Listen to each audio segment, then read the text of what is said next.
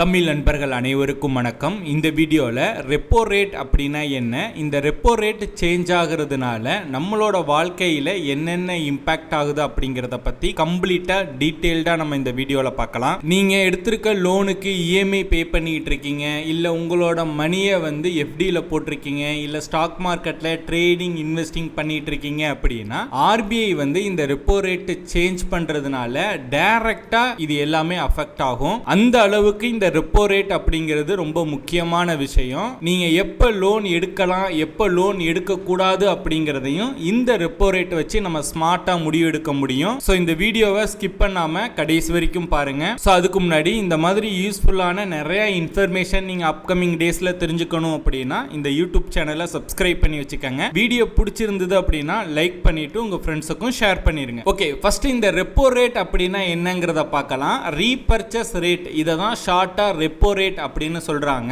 இப்போ banks RBI கிட்ட மணி borrow பண்ணும். அதுக்கு பேங்க்ஸ் ஆர்பிஐ கிட்ட பே பண்ற அந்த இன்ட்ரெஸ்ட் ரேட்டை தான் ரெப்போ ரேட் அப்படின்னு சொல்றாங்க. இப்போ ஆர்பிஐ ரெப்போ ரேட்டை இன்க்ரீஸ் பண்ணுது அப்படின்னா பேங்க்ஸ் ஆர்பிஐக்கு கொடுக்கிற அந்த இன்ட்ரெஸ்ட் ரேட் இன்க்ரீஸ் ஆகுது அப்படின்னு அர்த்தம். இப்போ ரெப்போ ரேட் டிக்ரீஸ் ஆகுது அப்படின்னா பேங்க்ஸ் ஆர்பிஐக்கு பே பண்ற அந்த இன்ட்ரெஸ்ட் ரேட் கம்மி ஆகுதுன்னு அர்த்தம். இது எப்படி நம்மள அஃபெக்ட் ஆகும் பாத்தீங்க அப்படின்னா, இப்போ ரெப்போ ரேட் கம்மி ஆகுது அப்படின்னா பேங்க்ஸ் ஆர்பிஐக்கு பே பண்ற இன்ட்ரெஸ்ட் ரேட் கம்மி ஆகும். அட் த சேம் டைம் நம்ம பேங்க்ஸ்க்கு பேங்க் கிட்ட லோன் வாங்கி இருப்போம் இல்லையா, அந்த லோனும் பாத்தீங்க அப்படின்னா சீப் ஆகும். அப்ப நம்ம பே பண்ற இஎம்ஐ பாத்தீங்க, மந்த்லி இஎம்ஐ பாத்தீங்கன்னா கம்மி ஆகும். ஓகேங்களா? இப்ப ரெப்போ ரேட் இன்க்ரீஸ் பண்றாங்க ஆர்பிஐ அப்படின்னா பேங்க்ஸ் ஆர்பிஐக்கு பே பண்ணக்கூடிய அமௌண்ட்டும் அந்த ரேட் ஆஃப் இன்ட்ரெஸ்ட் இருக்கு இல்லையா, அது இன்க்ரீஸ் ஆகும். அது இன்க்ரீஸ் ஆச்சுன்னா பேங்க் கிட்ட இருந்து நம்ம அமௌண்ட் வாங்கியிருக்கோம் இல்லையா, லோன் வாங்கியிருக்கோம் இல்லையா, சோ இந்த லோன் காஸ்ட்லி ஆகும். அப்போ இஎம்ஐ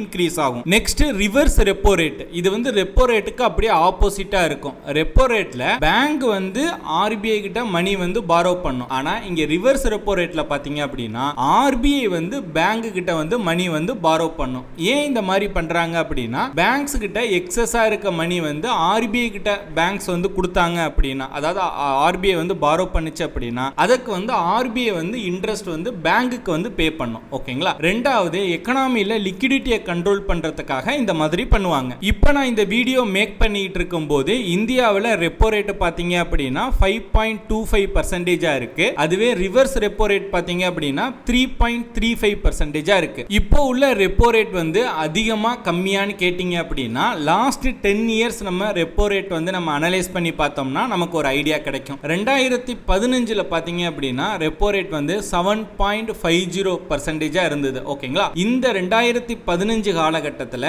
நீங்க உங்ககிட்ட மணி இருக்கிறத பேங்க்ல எஃப்டி போட்டிருந்தீங்க அப்படின்னா உங்களுக்கு நல்ல இன்ட்ரெஸ்ட் கிடைச்சிருக்கும். ஏன்னா ரெப்போ ரேட் ரொம்ப அதிகமா இருக்கு. அதே போல 2015 காலகட்டத்தில் நீங்க பேங்க் கிட்ட இருந்து லோன் வாங்கி இருந்தாலும் அதோட இன்ட்ரெஸ்ட் பாத்தீங்க அப்படின்னா ரொம்ப அதிகமா இருந்திருக்கும். ஓகேங்களா? 2016ல 6.50, 2017ல 6.25, இப்ப 2019ல பாத்தீங்க அப்படின்னா 5.15 இருந்தது. 2020 இதுதான் ரொம்ப முக்கியமானது. அந்த டைம் தான் கோவிட் வந்தது. அந்த டைம்ல பாத்தீங்க அப்படின்னா ரெப்போ ரேட்டை ரொம்ப ரொம்ப ரொம்ப கம்மி பண்ணாங்க. வெறும் 4%க்கு கொண்டு வந்தாங்க. 2021 பாத்தீங்க அப்படின்னா 4%ல இருந்தது. அப்போ இந்த டைம்ல நீங்க பேங்க்ல எஃப்டில போட்டிருந்தீங்க அப்படின்னா உங்களுக்கான இன்ட்ரெஸ்டும் ரொம்ப கம்மியா கிடைச்சிருக்கும். இந்த டைம்ல நீங்க அதிகமா லோன் வாங்கியிருக்கலாம். ஓகேங்களா? லோன் வாங்கியிருந்தீங்க அப்படின்னா கம்மியான இன்ட்ரெஸ்ட்ல உங்களுக்கு லோன் கிடைச்சிருக்கும். ஓகேங்களா? 2022ல பாத்தீங்க அப்படின்னா 6.25 இருந்தது. 23-24ல பாத்தீங்கன்னா 6.50 இருந்தது. இப்போ 2026 ஏப்ரல்ல பாத்தீங்க அப்படின்னா 5.25 இருக்கு. அப்ப இதுல இருந்து என்ன தெரியுது அப்படின்னா